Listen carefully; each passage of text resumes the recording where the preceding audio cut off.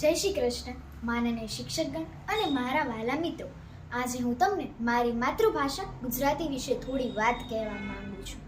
મન મૂકીને બોલી શકાય એ જ માતૃભાષા, મન મૂકીને બોલી શકાય એ જ માતૃભાષા, હૃદયના ભાવને ખોલી શકાય એ જ માતૃભાષા. માતૃભાષા એટલે એ ભાષા કે જે બાળકને એના માના ખોળામાંથી મળે છે.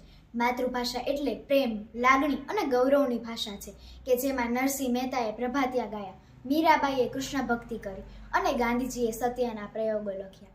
માતૃભાષા એ માત્ર બોલવા માટે જ નથી, પણ તેમાં આપણા સંસ્કૃતિ અને સંસ્કારોના મૂળ છુપાયેલા છે. જે લાગણી આપણે આપણી ભાષામાં વ્યક્ત કરી શકીએ ને તે બીજી કોઈ ભાષામાં વ્યક્ત નથી થઈ શકતી. જેના શબ્દોમાં સ્નેહની સુગંધ છે, જેના શબ્દોમાં સ્નેહની સુગંધ છે, જેના અક્ષરોમાં સંસ્કારોનો સંગમ છે, એવી મીઠી મધુરી ભાષા, એવી મીઠી મધુરી ભાષા, એ જ મારી માતૃભાષા, એ જ મારી માતૃભાષા. અંતમાં હું એટલું જ કહીશ કે આપણે ગમે ત્યાં જઈએ પણ આપણી માતૃભાષાનું ગૌરવ ક્યારે ઓછું ન થવું જોઈએ. તો ચાલો આપણે સૌ મળીને આપણી માતૃભાષાને જીવંત અને વધુ સમૃદ્ધ બનાવીએ. જ્યાં જ્યાં વસે એક ગુજરાતી, જ્યાં જ્યાં વસે એક ગુજરાતી, ત્યાં ત્યાં સદાકાળ ગુજરાત. જય જય ગરવી ગુજરાત.